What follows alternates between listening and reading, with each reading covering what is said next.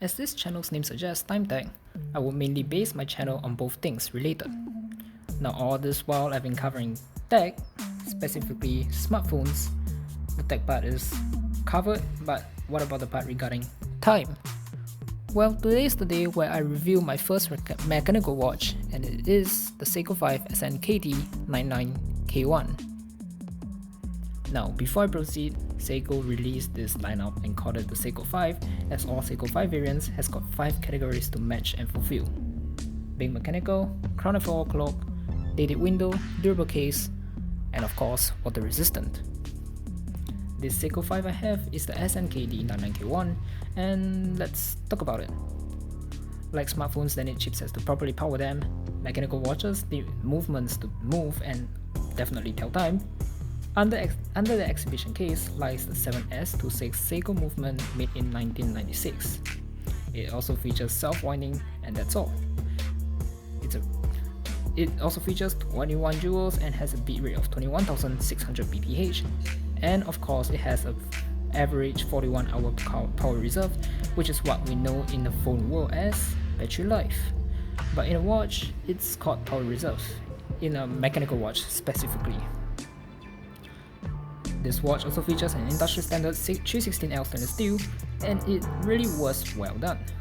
The case is polished really well, and the bezel is brushed off really nicely. It is also inked, which makes it a chapter ring as well. The case size is also 37mm, and for someone who's bony, I find it look natural on my wrist, not too big, not too small, just right.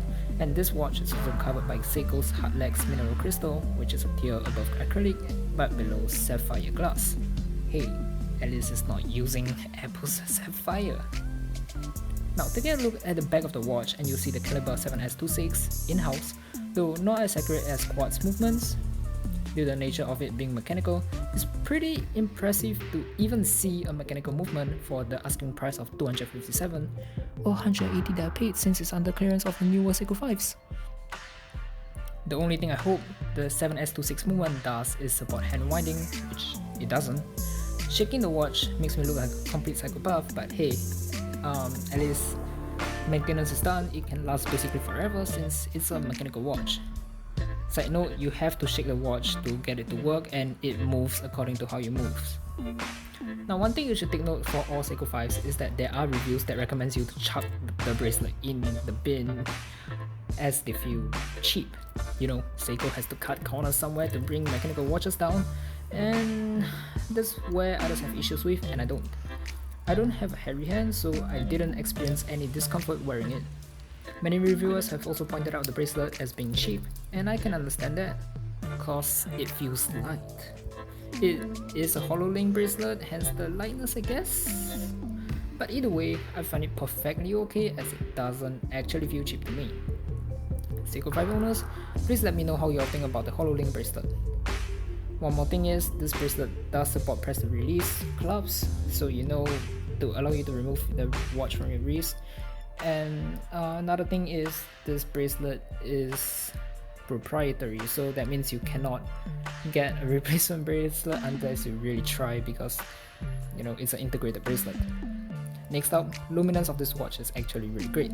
The indices for every 5 minutes all feature a tiny dot of lume applied alongside with the hands, which reminds me of Grand Seiko's because of its Delphian design, and they are also lumed as well, unlike some Grand Seiko models. And the sweeping second hand, however, is not lumed, but that's alright with me. Speaking of the sweeping second hand, I would like to mention that all mechanical movements feature them. Some quartz or battery-powered movements, like Mecha Quartz, feature them too, but they are normally quite expensive. The sweeper hands make the watch look smooth and elegant, which really suits all Seiko 5 series of watches. Now, the date window, or rather the day date window of this watch, is framed out by the silver lining, which is located at the 3 o'clock position of the watch. It does tuck in nicely, and that's what I really like about this watch. One very interesting thing I noticed within my first 2 days of handling this watch is that the Saturday was labeled in blue and Sunday is labeled in red. If I'm not wrong, many watches label it this way.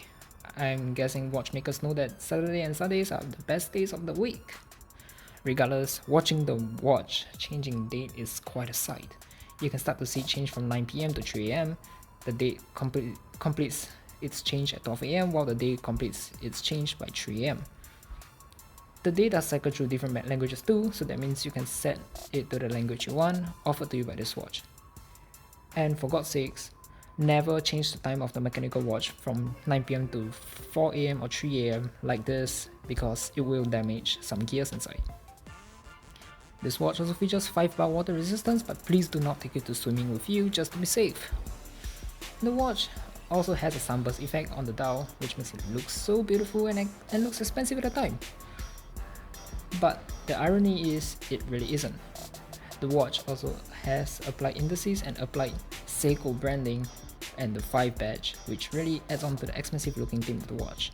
Hey, I even had it out to one of my friends and he even thought it was a $3,000 watch, when in fact it's $100 more.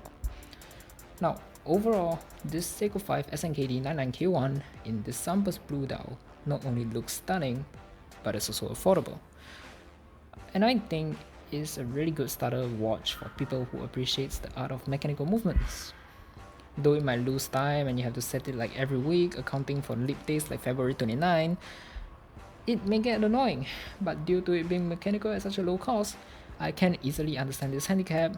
Moreover, it's more bonding time for you and your watch. What do you folks think about this watch I purchased?